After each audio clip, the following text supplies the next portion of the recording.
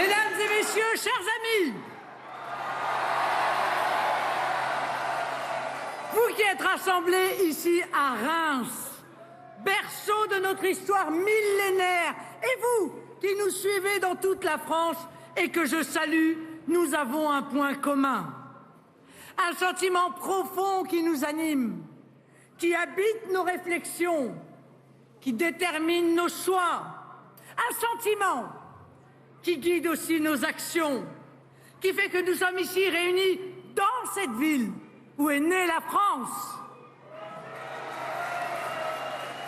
Ce point commun, c'est l'amour de la patrie, l'amour sacré de la patrie.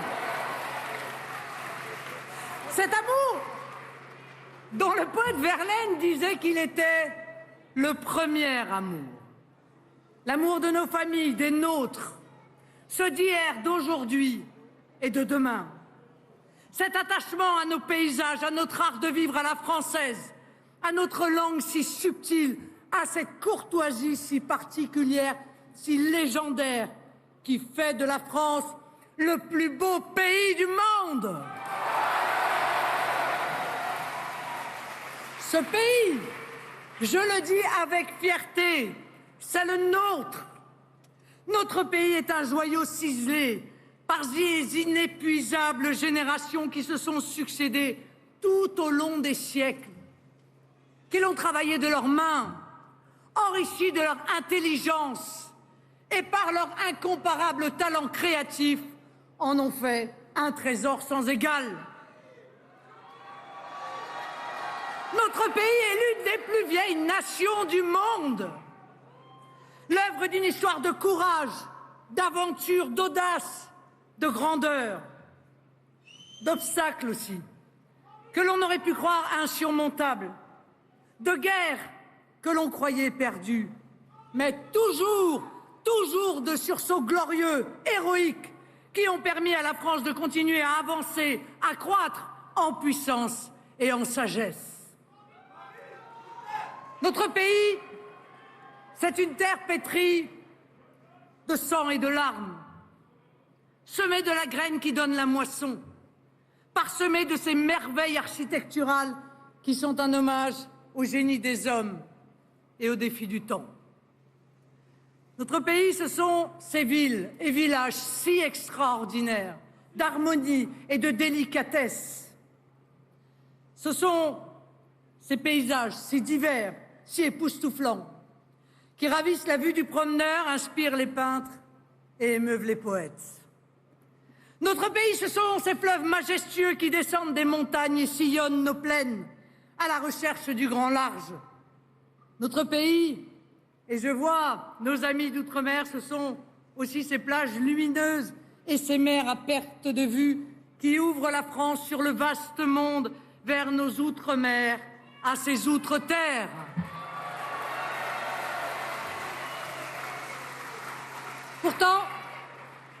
Pourtant, ce pays dont nous sommes si follement amoureux, dont nous sommes si fiers, semble nous échapper, comme si, au seuil de ce millénaire, il était entraîné dans le gigantesque tourbillon du monde, dans la tourmente des événements, dans la grande lessiveuse d'un nouveau siècle qui semble échapper aux Européens.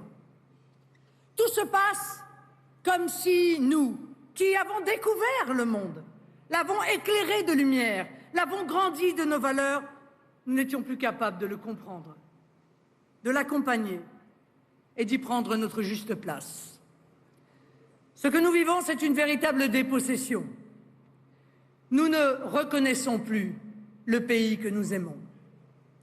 Bousculée à l'intérieur, humiliée à l'extérieur, la France dégringole dans le classement des puissances, affaiblie par les erreurs, la vanité et le cynisme d'Emmanuel Macron.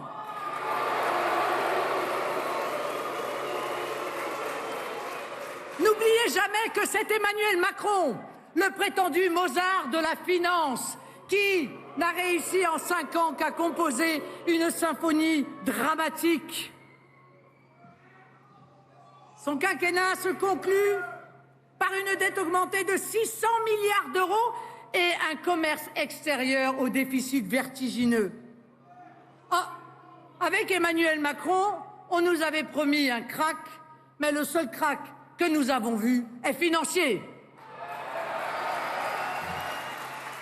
Alors, mes amis, n'oubliez jamais que c'est Emmanuel Macron qui a bradé nos fleurons, qui faisait de nous une grande nation industrielle, Technip, Lafarge, Alcatel, et le plus emblématique de ces dépeçages, c'est Alstom, dans un pacte de trahison dont on ne parle qu'à mi-voix dans les milieux autorisés. N'oubliez jamais que c'est Emmanuel Macron, avec ses contradictions sur le nucléaire et le sabotage d'EDF, qui détruit notre filière énergétique, entraînant perte d'indépendance et explosion des factures d'électricité. Alors qu'on avait l'énergie la plus décarbonée du monde, nous voilà obligés de réouvrir des centrales à charbon ou de parler de délestage, c'est-à-dire de coupure de courant. En effet, quel progrès! Et je ne parle pas du saccage de nos paysages et de nos côtes avec des éoliennes anti-écologiques au coût exorbitant. N'oubliez jamais que c'est Emmanuel Macron qui a augmenté les taxes sur le carburant et spolié les retraités, provoquant le grand mouvement populaire des Gilets jaunes. N'oubliez jamais que c'est Emmanuel Macron qui prétendait qu'il suffisait de traverser la route pour trouver un emploi. Alors que le chômage, toutes catégories confondues, est au même niveau aujourd'hui que lorsqu'il a été élu. N'oubliez jamais que c'est Emmanuel Macron qui a laissé les Black Blocs, ces milices d'extrême gauche, discréditer toutes les protestations sociales dans un déchaînement de violence. N'oubliez jamais que c'est Emmanuel Macron qui a stigmatisé puis insulté les Français non vaccinés pour faire oublier sa gestion catastrophique de l'épidémie.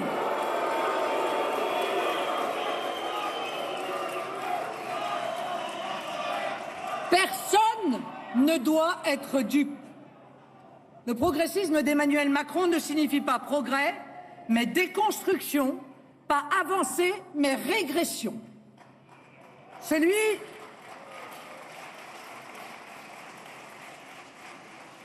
qui clamait que la culture française n'existait pas laisse sans réagir et parfois en les accompagnant les idéologies destructrices ronger les fondations de l'harmonie sociale.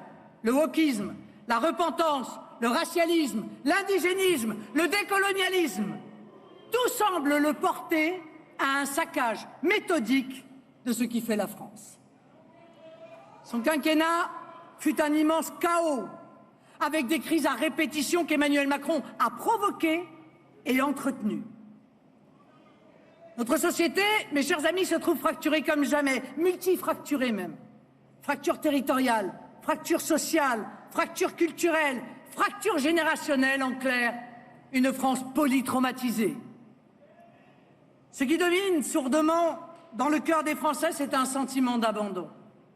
Abandon des classes populaires et des classes moyennes. Abandon des jeunes et des plus âgés. Abandon des campagnes, comme des outre-mer. Ce sentiment d'abandon fragilise notre pays de l'intérieur. À chacun de mes déplacements, dans nos territoires, à chacune de mes rencontres avec les Français, je sens ces fractures s'aggraver sous le coup du macronisme, synthèse terrible du cynisme et de l'injustice. La France est plongée dans une morosité qui ne lui ressemble pas, dans une sorte de grande dépression sociale et psychologique. Emmanuel Macron n'est pas seulement méprisant, il est déprimant.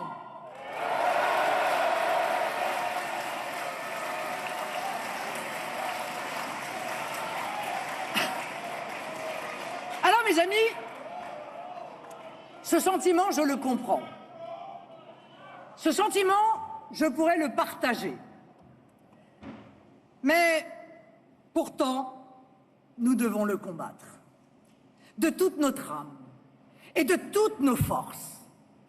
La lassitude, la tristesse, la peur, l'angoisse sont tout autant d'armes utilisées par ceux qui nous gouvernent si mal pour nous faire oublier que le bonheur, la prospérité, la sécurité sont à portée de main, je dirais même à portée de vote.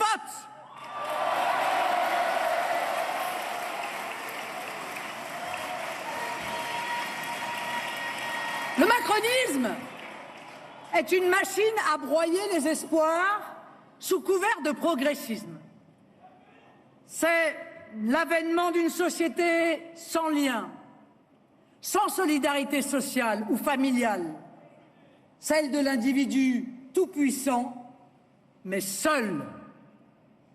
N'écoutez plus les mauvais oiseaux d'augure qui, matin, midi et soir, vous répètent que la France est finie, que nous sommes un petit pays avec un petit peuple. Ces agents de malheur ne vous disent pas la vérité. Ils vous empoisonnent l'âme, la belle et ardente âme française à laquelle je veux faire appel pour relever notre pays.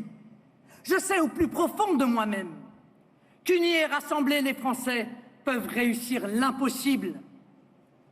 Ma première mission comme candidate à la présidence de la République est donc claire: briser le cycle infernal du défaitisme. La France n'est pas condamnée au déclin. Les Français ne sont pas condamnés à l'abandon. Ensemble, nous allons rendre à nos compatriotes la France qu'ils aiment.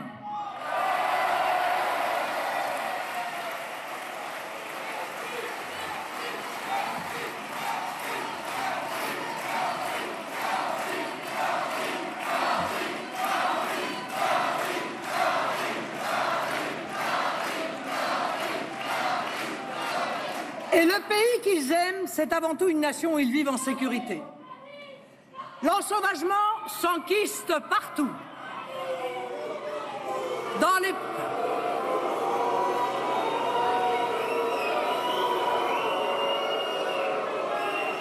Mes chers amis,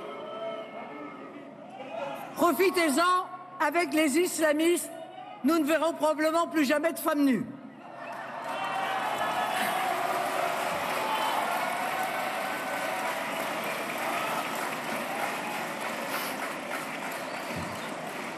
Le pays qu'ils aiment, vous disais-je, c'est avant tout une nation où ils vivent en sécurité. L'ensauvagement s'enquiste partout, dans les petites villes, dans les bourgs, dans les zones rurales les plus reculées, dans les transports, à l'école, à l'hôpital et parfois même dans les familles. Cet ensauvagement atteint partout un niveau tel qu'il commence à empêcher toute vie sociale, contrarie la vie économique et gâche même les joies les plus simples de la vie. La France orange macronique.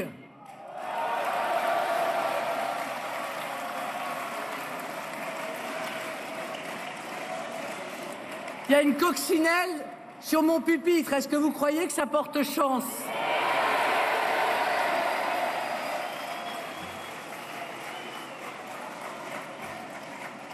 Je vous en parlais tout à l'heure.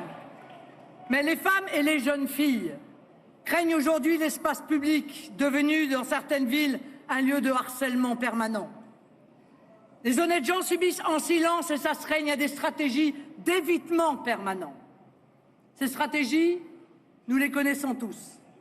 Nous les éprouvons chaque jour avec silence et dignité. Je serai la présidente qui rendra sa sécurité à la France. Celle qui rendra aux Français ce droit inaliénable à la sûreté.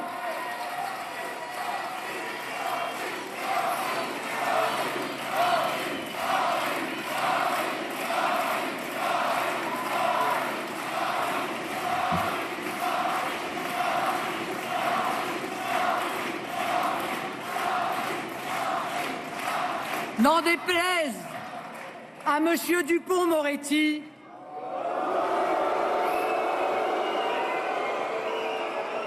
je préférerais toujours les victimes aux délinquants, les policiers aux criminels, la vraie sanction à l'admonestation, la rapidité de la condamnation à l'enlisement judiciaire.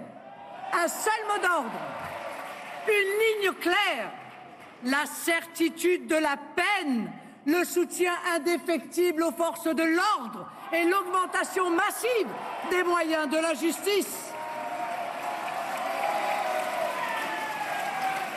Jamais ma main ne tremblera lorsqu'il s'agira de défendre les Français et ceux qui les protègent. Ma main ne tremblera pas plus lorsqu'il s'agira de protéger les Français contre la submersion migratoire. Je l'ai dit et vous le constatez quotidiennement. Il y a un lien évident entre l'explosion de l'insécurité et ces vagues d'immigration que nous subissons. Mais pas seulement. Qui peut également nier l'impact de l'immigration sur nos services publics, la saturation de nos hôpitaux, le manque de logements sociaux et l'engorgement de notre système judiciaire? Pensez que 60% du travail des magistrats administratifs concerne les étrangers. Par vague continue, cette immigration hors contrôle transforme nos rues, nos quartiers, nos villes en zone de non-France.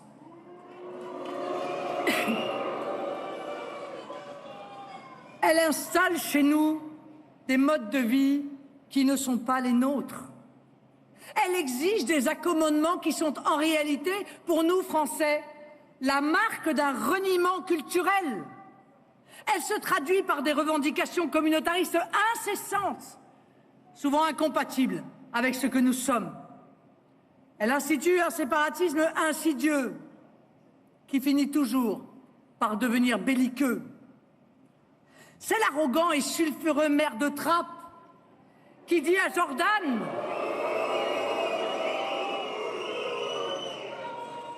cette société multiculturelle, elle adviendra de gré ou de force. De force? Mais quel aveu! Avec ce torrent, c'est le communautarisme qui s'installe et qui fait le lit de l'islamisme. Avec l'islamisme, ce sont nos valeurs les plus essentielles qui sont emportées.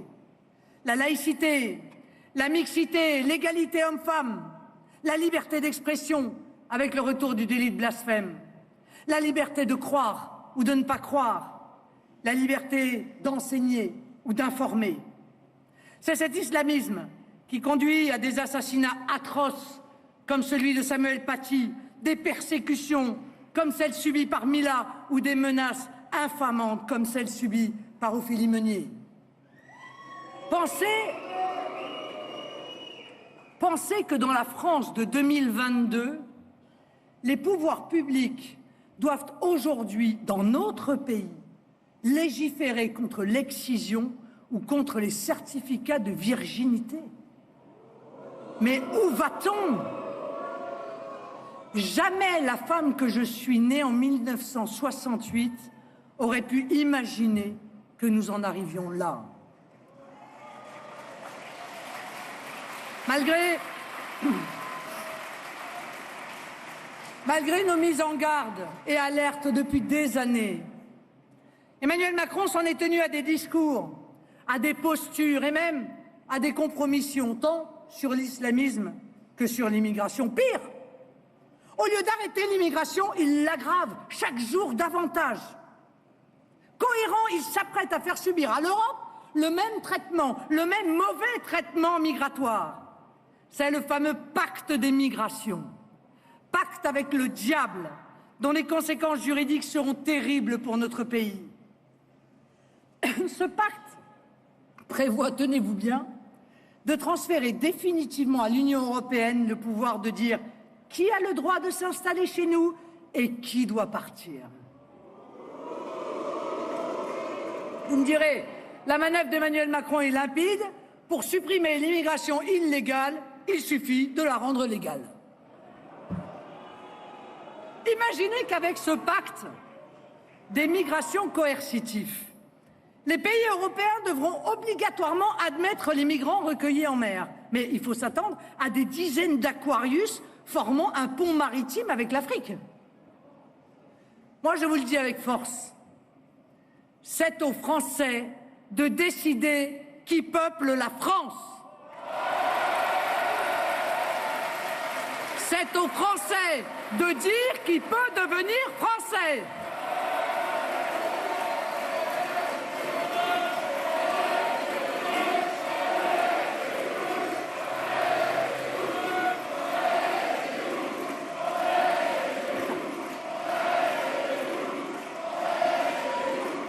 élection, c'est par référendum qu'ils le diront. Je rendrai aux Français leur pays.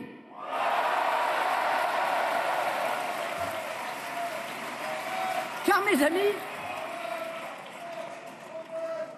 cette immigration est une immigration de peuplement, avec des gens qui vivront chez nous comme ils vivent chez eux. Cette immigration sera irréversible. C'est une politique voulue, une politique mise en œuvre, quoi qu'il en coûte, sans aucune évaluation ni financière, ni sociale, ni humaine. Courageux, ils mettront en place ce pacte, je cite, après les élections françaises. Bon, vous me direz, certains y verront un hommage direct aux Gaulois réfractaires, dont l'indocilité fait trembler les commissaires grisâtres de Bruxelles. J'y vois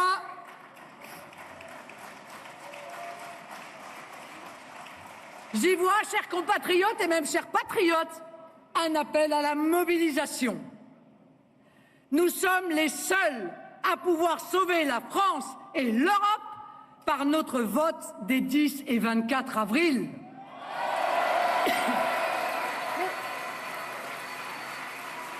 Les dirigeants européens dont vous avez vu les vidéos ne vous ont pas dit autre chose. L'Europe entière nous regarde et nous attend par un référendum qui ne souffrira aucune contestation de légitimité. Les Français adopteront au lendemain de mon élection un plan global, juridiquement applicable, une solution clé en main contre l'immigration. Votez pour nous, on s'occupe de tout.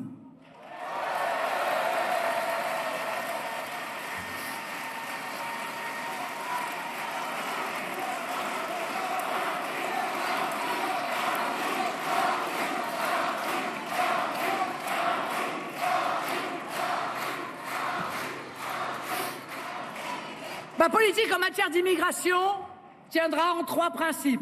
1. La France restera maîtresse de sa politique migratoire. 2. Les étrangers qui veulent venir devront subvenir à leurs besoins. 3.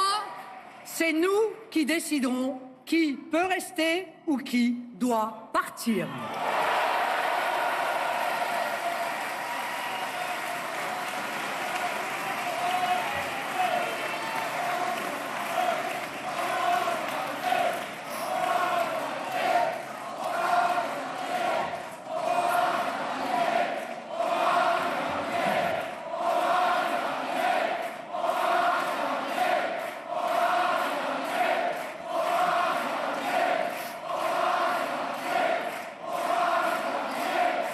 Mes amis, nous rendrons sa valeur à la nationalité française, dont on hérite ou que l'on mérite. Les abus du droit d'asile seront stoppés. Aucun clandestin ne sera plus régularisé, ni même régularisable. Nous couperons les pompes aspirantes en réservant certaines aides sociales aux Français, en instaurant la priorité nationale au logement et à l'emploi. Le communautarisme sera prohibé. Quant à l'idéologie islamiste, totalitaire et meurtrière, ennemie de la France, elle sera combattue partout. Ses représentations légales interdites et ses promoteurs condamnés et à chaque fois que ce sera possible, expulsés, muni militari.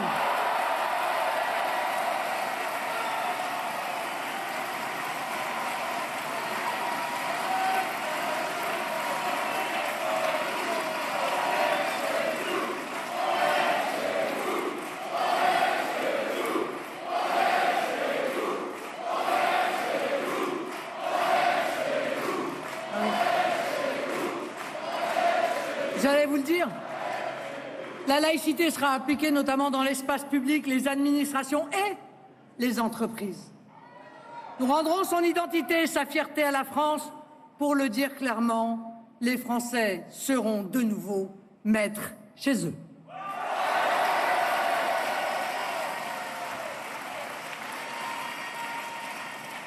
Nous sommes confrontés a deux visions de l'homme et du monde, et elle conditionne l'avenir de nos pays.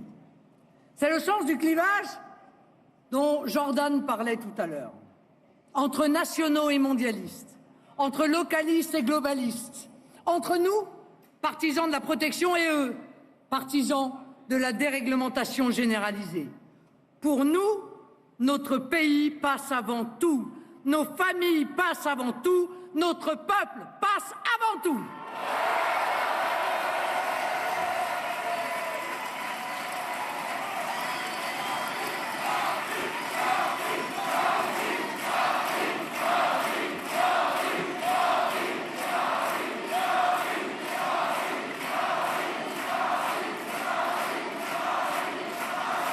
Mais, les amis, protéger notre peuple, c'est aussi assurer à tous les Français de vivre dignement. Vous savez l'importance que j'accorde à votre pouvoir d'achat. Mon engagement est clair, c'est celui de rendre en moyenne 200 € par mois à tous les ménages français. La mesure la plus emblématique sera la baisse de la TVA de 20% à 5,5% sur l'électricité, le gaz, le fioul et le carburant.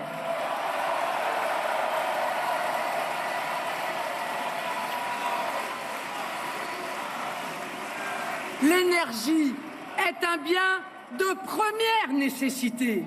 Se chauffer, se déplacer, aller travailler, mais qui peut s'en passer? Ce sont 12 milliards qui vous seront rendus. Et je ne me contenterai pas de rendre leur argent aux Français. J'agirai aussi sur les salaires, trop bas depuis trop longtemps. Je permettrai, dans un engagement commun avec les entreprises, une hausse de 10% jusqu'à 3 fois le SMIC en dispensant les entreprises de charges sur ces augmentations. L'appauvrissement des Français n'est pas une fatalité. Et dans 2 mois, je vous le prouverai.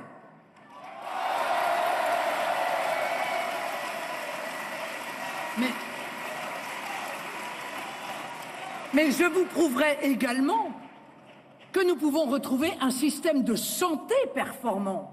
Celui, vous vous souvenez, qui faisait hier la fierté de notre pays.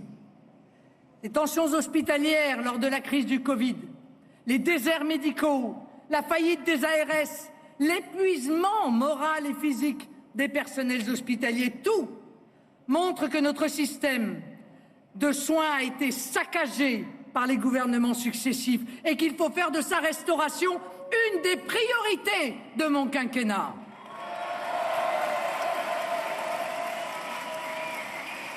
Moratoire sur la fermeture de lits, moyens budgétaires accrus, débureaucratisation, fluidification des urgences par la création d'urgences gériatriques pour ne plus voir ces images insoutenables de nos personnes âgées attendant pendant des heures dans des couloirs.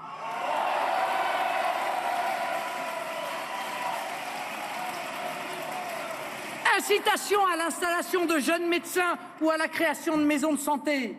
Revalorisation des salaires des soignants sous-payés par rapport à la moyenne européenne. Réintégration des personnels injustement suspendus. Et puis, fin de l'opposition stérile entre médecine publique et privée. Je rendrai un système de santé solide et performant aux Français. Parce que, pardon, mais applaudir les soignants, c'est bien.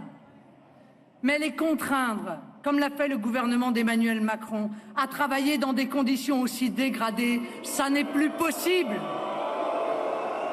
Ça n'est plus possible, ni à l'hôpital, ni dans les EHPAD. Donner aux soignants les moyens de leur mission est donc vital. Je ne serai pas la présidente qui fermera les yeux sur la situation intolérable de nos aînés dans certains EHPAD. Mais je serai celle qui leur assurera respect et dignité. Celle qui garantira aux familles un droit de visite en toutes circonstances. Pour que plus jamais les plus vulnérables ne soient condamnés à l'isolement. La grandeur de notre société se mesure à l'attention que nous portons à l'égard des plus vulnérables. Parmi les plus vulnérables, je pense bien évidemment aux personnes touchées par le handicap et à leurs familles. La France a su par le passé mettre en place de grandes politiques afin d'assurer aux handicapés leur juste place dans la société. Ma première mesure sera de déconjugaliser et d'augmenter l'allocation adulte handicapé jusqu'à 1 000 €, mesure que j'ai soutenue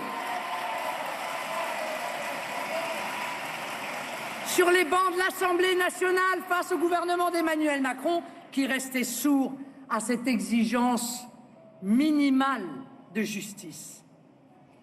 L'inclusion des enfants porteurs de handicap dans nos écoles est l'une des plus belles réussites françaises. Mais oui, c'est dès le plus jeune âge que ces enfants doivent vivre avec leurs camarades. Bien sûr, pour ceux, hélas, qui ont besoin de plus d'attention et de soins, des établissements spécialisés seront ouverts en nombre pour leur permettre de poursuivre des études adaptées. Et en vertu de la même philosophie, les aidants dont le don de soi, la générosité, l'abnégation forcent le respect, ces aidants qui viennent au chevet des personnes âgées, parfois au chevet des personnes en fin de vie ou des personnes handicapées. Il faut les indemniser en fonction de leur perte salariale. Il faut leur porter leur congé d'aidant de 3 mois à 12 mois. Dans un monde, mes chers amis, où l'on veut, dans un monde où on veut que tout se monnaie, que tout soit mesuré à l'aune de l'argent roi, ces Françaises et ces Français qui portent les valeurs de solidarité doivent être soutenus et ils doivent être aussi remerciés. Alors, protéger les Français, c'est aussi mettre fin au pillage de la France en luttant contre la fraude. Enfin, pardon, les fraudes. Présidente de la République, je ne laisserai plus les Français être volés par ceux qui, depuis tant d'années, détournent la prospérité collective en toute impunité. La fraude, c'est du vol, et un vol par dizaines de milliards d'euros. Fraude aux prestations sociales, aux cotisations sociales, mais pas seulement. Les ententes, les fraudes à l'étiquetage, les fraudes aux importations, sans oublier l'évasion fiscale. Alors un ministère sera spécialement dédié à s'occuper des fraudeurs qui font leur fortune sur le dos des contribuables ou d'ailleurs des consommateurs.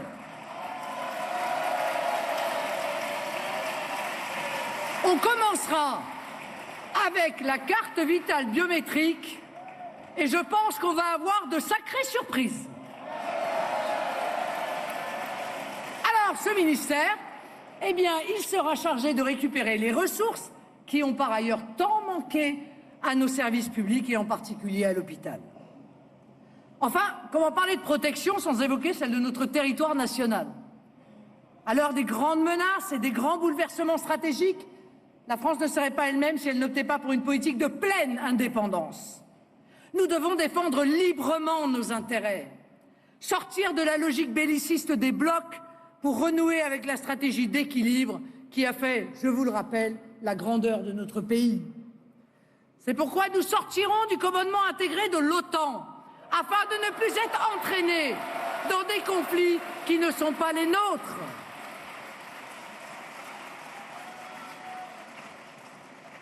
J'ai l'impression d'ouvrir une porte ouverte, mais je vous assure qu'il faut le redire.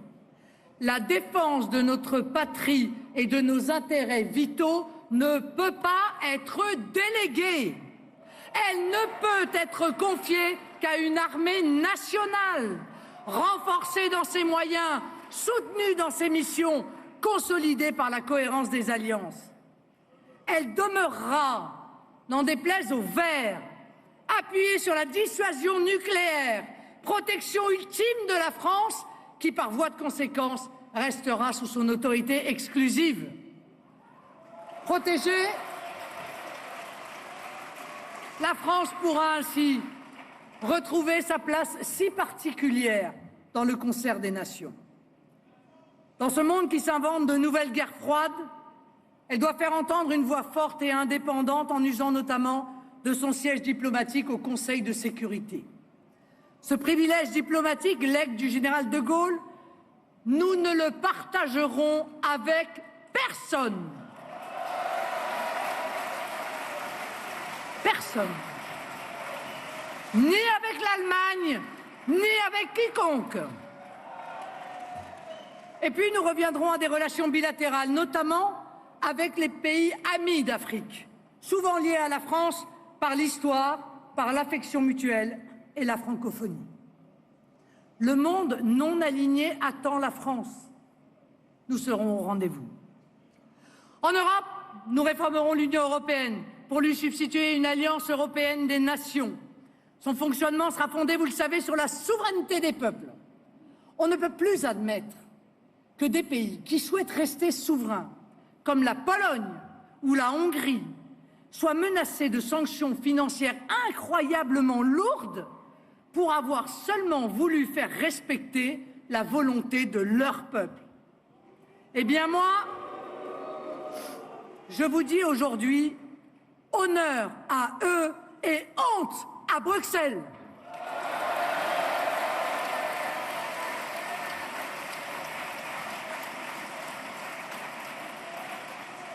Notre outre-mer. Ah oui. Voilà un beau slogan.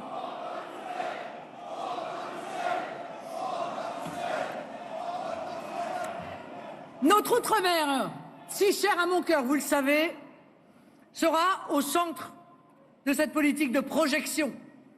L'espace maritime qu'elle offre à la France sera demain un grand projet national, comme le fut la conquête de l'espace. Nous allons, en nous appuyant sur la vitalité de nos compatriotes d'outre-mer, partir à la conquête de nos mers et de leurs incroyables ressources, en respectant bien sûr la merveilleuse biodiversité qu'elles nous offrent. L'or bleu participera à l'essor de tous nos territoires ultramarins et par voie de conséquence à tout notre pays. Voyez, ce grand projet illustre parfaitement la politique économique que nous souhaitons fonder sur un État stratège, c'est-à-dire un État qui crée un environnement économique favorable et qui garantisse à tous, et notamment aux indépendants, aux petits entrepreneurs, aux PME, une juste et saine concurrence, la sécurité juridique et la désinflation des normes. Nous refonderons le système économique en l'appuyant sur deux piliers, le localisme, le patriotisme économique.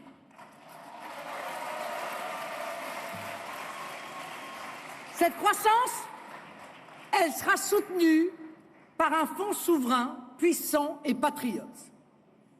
Ce fonds souverain, en réalité, il sera abondé contre rémunération, comme le livret A, par l'épargne des Français qui le souhaitent. Ce fonds souverain, il permettra la réalisation d'infrastructures d'avenir dont nous avons tant besoin. La transformation environnementale et énergétique, la recherche, l'innovation, mais aussi la relocalisation industrielle. Nous le savons, rien n'est possible sans les entreprises, et notamment les très petites entreprises, les petites et moyennes entreprises, qui sont souvent moins bien traitées que les grands groupes, alors qu'elles sont le cœur de notre économie. C'est pourquoi, je l'ai dit, ma ligne est claire, tout pour les TPE-PME.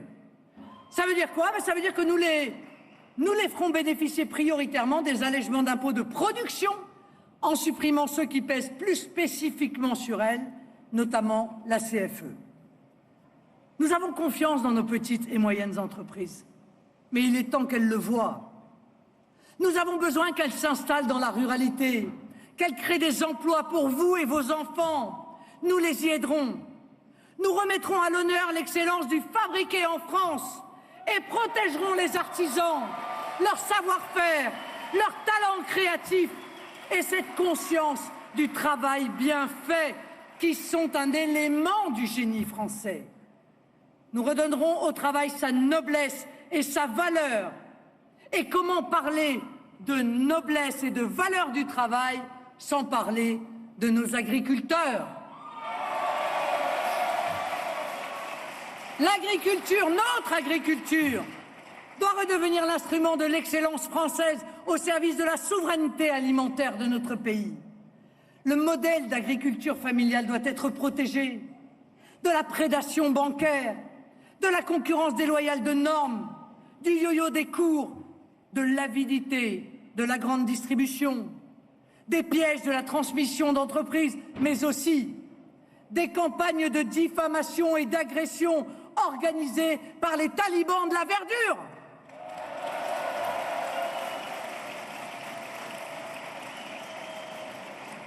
La qualité des produits agricoles doit être reconnue, les agriculteurs protégés, leurs revenus sécurisés, et la première preuve de confiance sera de rendre obligatoire à terme l'utilisation des produits français dans nos cantines.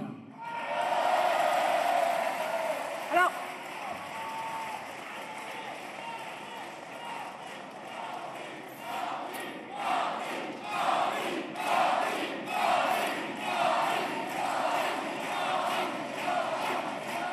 la France de demain devrait être un territoire rééquilibré au profit des villes moyennes et de la ruralité. Cette grande politique de justice territoriale, c'est notre fameuse démétropolisation.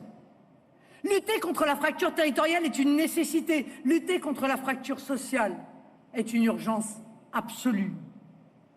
La priorité d'un pays qui veut se projeter dans l'avenir, ce sont ces jeunes à qui nous devons donner les moyens de leurs rêves.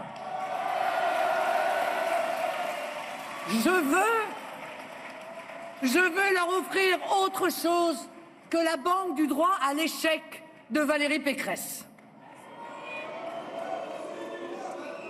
Je veux les garder, les inciter à rester en France, à y étudier avec des aides accessibles, à y travailler, à y produire, à y créer des entreprises, à y fonder une famille.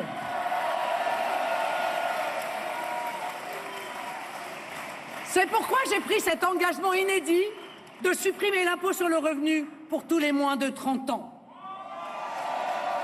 Je veux également que les étudiants qui ont un emploi soient récompensés par une prime afin de leur permettre à tous de sortir de la précarité. Je veux valoriser l'alternance et l'apprentissage en augmentant de 200 € par mois les indemnités de ceux qui font le choix de filières professionnelles dont nous avons tant besoin. Mes amis, les jeunes doivent faire l'objet de toute notre attention. Il faut leur redonner confiance, envie, joie de vivre. Ils sont le baromètre de la vitalité de notre pays. Nous devons pouvoir compter sur eux, mais ils doivent aussi pouvoir compter sur nous. Voyez dans cette grande politique la confiance que nous avons dans l'avenir. À quoi sert de protéger en même temps? À quoi sert de se projeter si l'on ne sait pas transmettre?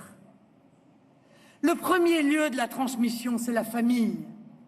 La famille grande maltraitée des derniers quinquennats. Les attaques ininterrompues contre la famille ont eu une conséquence directe. Les Français sont découragés d'avoir des enfants.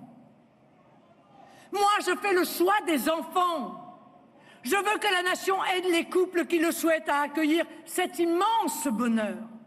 Qu'elle leur offre des conditions de vie heureuses, qu'elle les protège, qu'elle les entoure. Et je n'oublierai pas ces enfants maltraités que leurs parents n'ont pas su, pas pu ou pas voulu aimer correctement. Ces enfants sont dans l'angle mort de la société.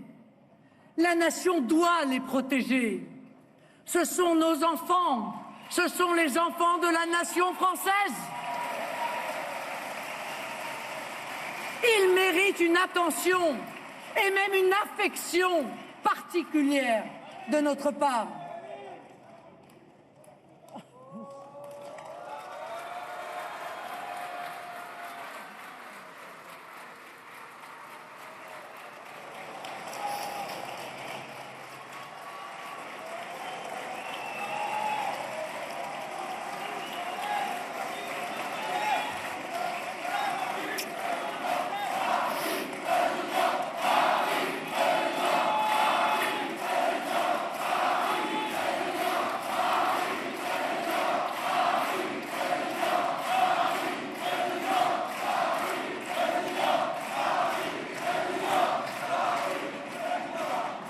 Attention particulière aussi pour les nombreuses familles françaises monoparentales, pour lesquelles je doublerai l'allocation de soutien familial. Vous savez, élever seul des enfants, situation beaucoup plus souvent subie que choisie, est un poids financier et psychologique lourd.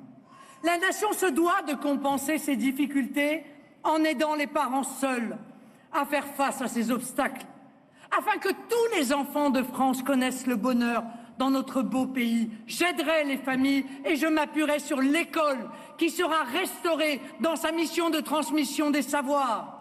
Il ne s'agit pas de restaurer l'école du 19e siècle, mais de donner à tous nos enfants la base nécessaire à leur future vie d'adulte. Pour cela, je ferai du soutien aux enseignants l'une de mes priorités. Ce si beau métier est aujourd'hui délaissé et donc dégradé. Outre une revalorisation significative de la salaire, ils seront soutenus par l'État lorsque la violence de la société viendra troubler ce sanctuaire que doit rester l'école.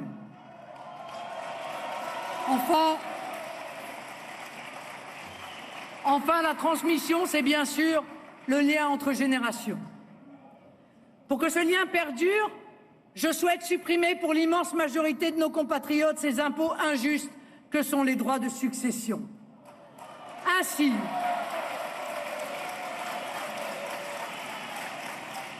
mes amis, parce que je crois en l'enracinement, ainsi nos maisons familiales, qui sont souvent l'écrin de nos histoires, de nos souvenirs, de notre mémoire, mais aussi le fruit du travail de nos parents, de nos aïeux, ne seront plus concernés par les droits de succession. De même, je souhaite faciliter les donations entre générations par un allègement important des impôts, pas seulement entre parents et enfants, mais aussi entre grands-parents et petits-enfants. Pour que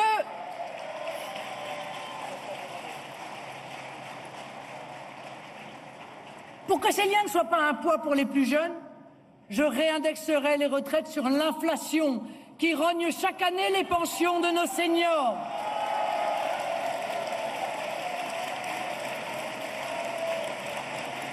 Et je fixerai un principe, pas une seule retraite en dessous de 1 000 €.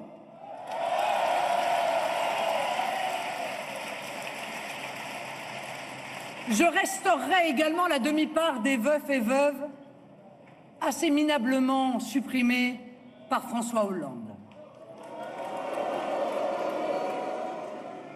Le lien entre générations, c'est bien sûr la transmission de notre culture, ciment de notre nation, incarné dans le patrimoine national, matériel et immatériel, matérialisé par notre langue.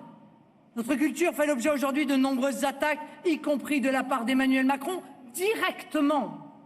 Je ferai de la défense de la langue française une des priorités de ma politique culturelle en mettant fin à cet usage délétère de l'anglais par nos entreprises, nos administrations et même le gouvernement et même le président de la République actuelle.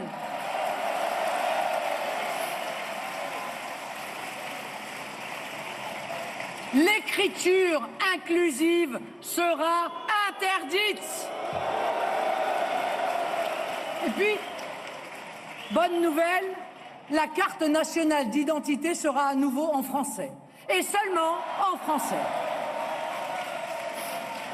Vous savez, le français est un levier puissant pour renforcer les liens, y compris économiques, avec les pays qui partagent l'usage de cette belle langue. Il faudra peut-être le faire dans le cadre d'une union francophone.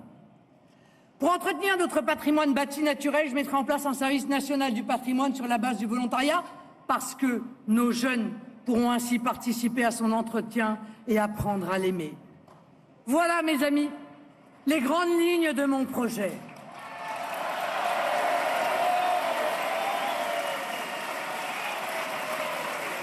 Il est en totale opposition avec celui d'Emmanuel Macron et de son clone Valérie Pécresse.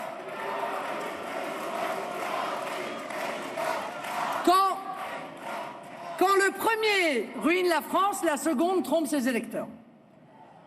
Si de l'avis de tous, nous avons gagné la bataille du constat, Et nombre de candidats y braconnent avec des conversions parfois récentes, toujours opportunistes. Les Français nous attendent sur les solutions. Ils nous y attendent sans outrance, sans provocation, sans blesser, sans exciter les tensions, sans rajouter des problèmes aux problèmes. Nous devons clore la parenthèse Macron. Nous allons la clore.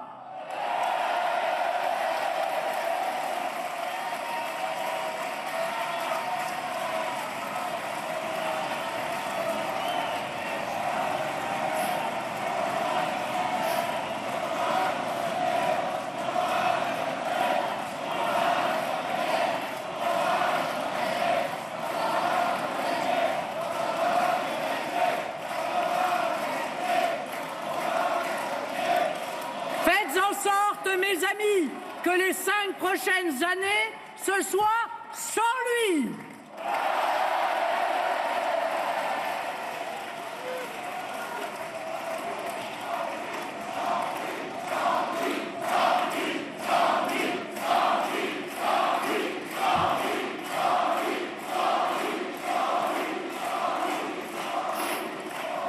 Mon projet politique est de donner à la patrie les moyens de sa grandeur et de donner aux Français les moyens de leur bonheur. Mon projet est de faire entrer la France dans le 3e millénaire, de lui donner tous les atouts pour affronter le monde qui vient. Vous l'avez compris, mon projet est travaillé, réfléchi, complet. Il est chiffré, parfaitement équilibré. Il fixe une feuille de route précise, solide, immédiatement applicable. Il dessine un chemin clair de prospérité, de sécurité et de cohésion nationale. Il n'a pas vocation à être de droite ou de gauche. Il s'adresse à tous les Français. Il est un projet pour la France. Une France fière de ses valeurs et de son histoire. Une France résolument tournée vers l'avenir. Une France qui croit au travail, à l'effort. Une France unie à l'intérieur et respectée à l'extérieur. Une France attentive aux personnes les plus vulnérables. Une France bienveillante pour ses enfants, tous ses enfants. Une France heureuse, une France rayonnante dans le monde. Mes chers compatriotes, dans cette magnifique cité de Reims, qui fut le sanctuaire des serments sacrés des rois de France à servir leur peuple, la France doit se souvenir des promesses de son baptême. Notre nation a un pacte 2 fois millénaire avec la liberté du monde, mais aussi avec l'idéal d'égalité et l'espérance de fraternité. Notre devise nationale vibrante des victoires des hommes et des femmes sur la fatalité doit être relevée, tel notre drapeau bleu, blanc, rouge, mis à terre par les lâchetés des gouvernements en faillite.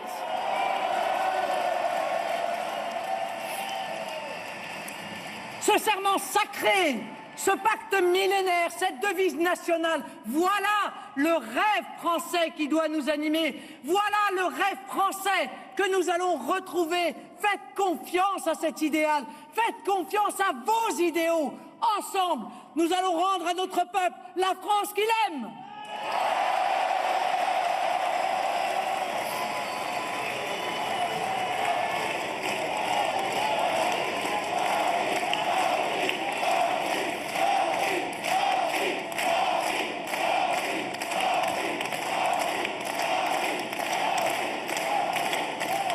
Et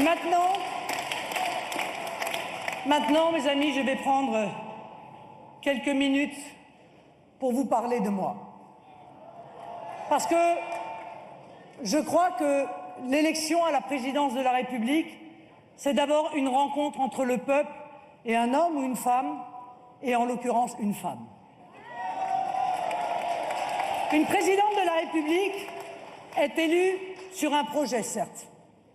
Je viens de vous le présenter. Sur un positionnement politique. Vous savez que le mien est national. Mais je crois profondément que le tempérament, le parcours, la personnalité de celle que les Français choisiront sont déterminants. Ce sont des éléments qui permettront de savoir comment elle réagira, comment elle arbitrera les incalculables décisions que, dans ses fonctions, chaque jour, elle est amenée à prendre. Du plus loin que mes souvenirs me portent, la politique fait partie de mon existence.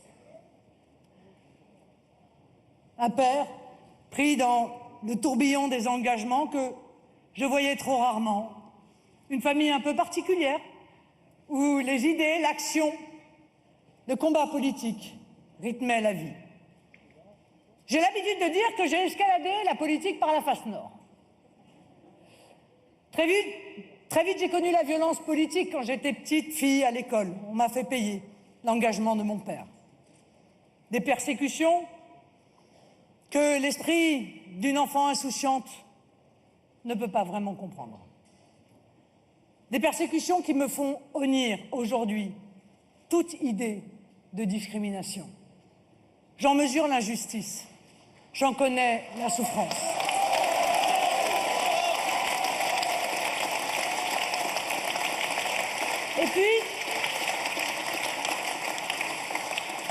Et puis il y a eu cet attentat.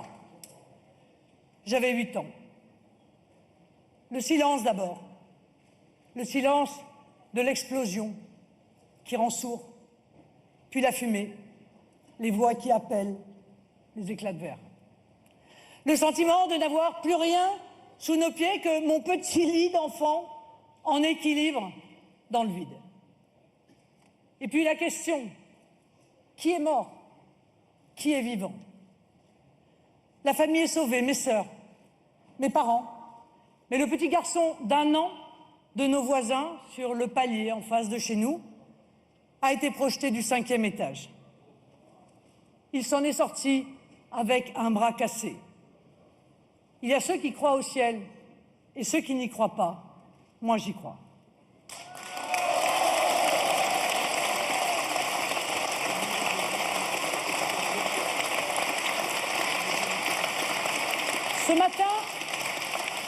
Ce matin-là de la Toussaint 1976, je suis entrée brutalement dans le monde des adultes.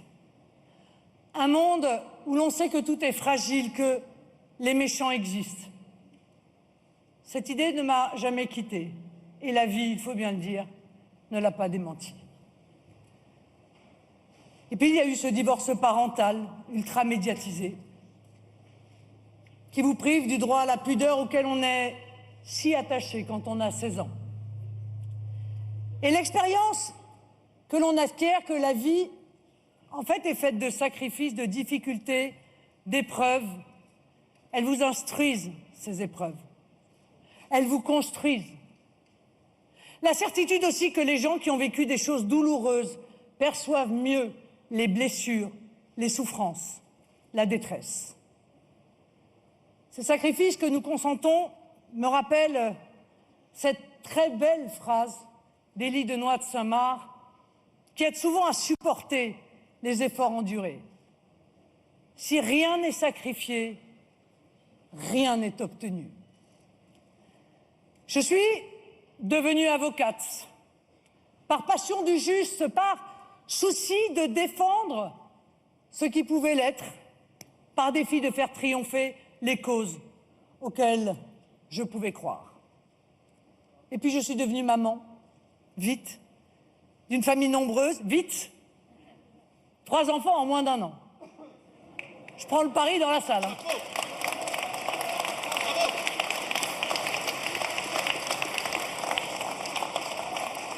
Des enfants merveilleux, à qui j'ai plus tard dédicacé mon livre, à mes enfants qui comprendront un jour que le temps que je n'ai pas passé avec eux, je l'ai quand même dépensé pour eux.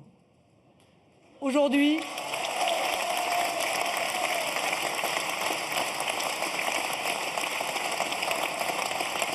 ils ont compris. Mes enfants, je les ai élevés seuls pendant quelques années. J'ai été une de ces familles monoparentales, comme on dit.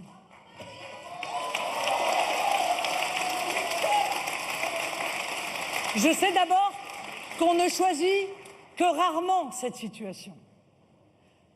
Je sais la difficulté psychologique que ça représente d'être en même temps le papa et la maman. J'en ai acquis la conviction que la nation devait faire particulièrement attention à cette situation. Et puis, parce qu'on n'échappe pas à son dessein, la politique est venue me tirer par le bras un soir de second tour d'élection pour remplacer des orateurs qui, je crois, n'avaient pas très envie d'aller commenter une défaite. Beaucoup d'eau a coulé sous les ponts. J'ai beaucoup appris, j'ai tâtonné, j'ai parfois échoué, je suis tombé. Je me suis toujours relevé.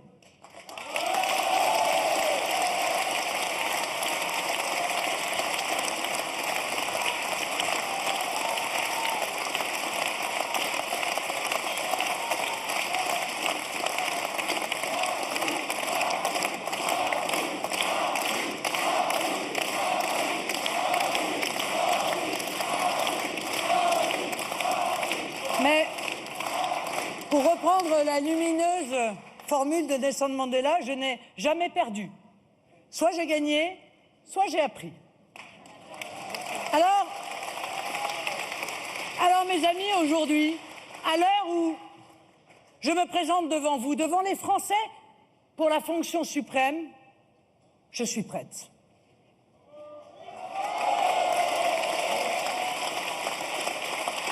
Je suis prête parce que j'ai rencontré des milliers, des dizaines de milliers de Français.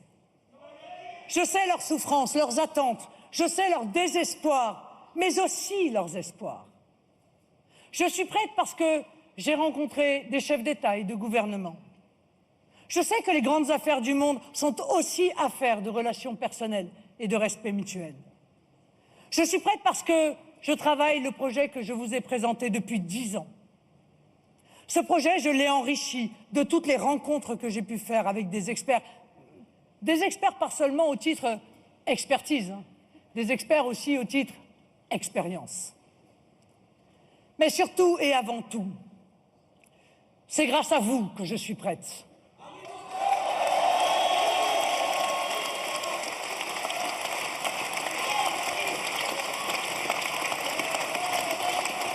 Vous êtes ma force, vous êtes mon énergie, vous êtes mon horizon. Mes chers amis, portés par votre soutien, je ne crains ni les trahisons, ni les embuscades, ni les manœuvres. Je n'ai comme boussole que l'intérêt supérieur de notre pays et de notre peuple. La France nous attend. La France audacieuse et impertinente. La France forte et belle, libre et combative, sûre d'elle-même et généreuse. La France qu'on aime. Tout commence aujourd'hui. Vive les Français!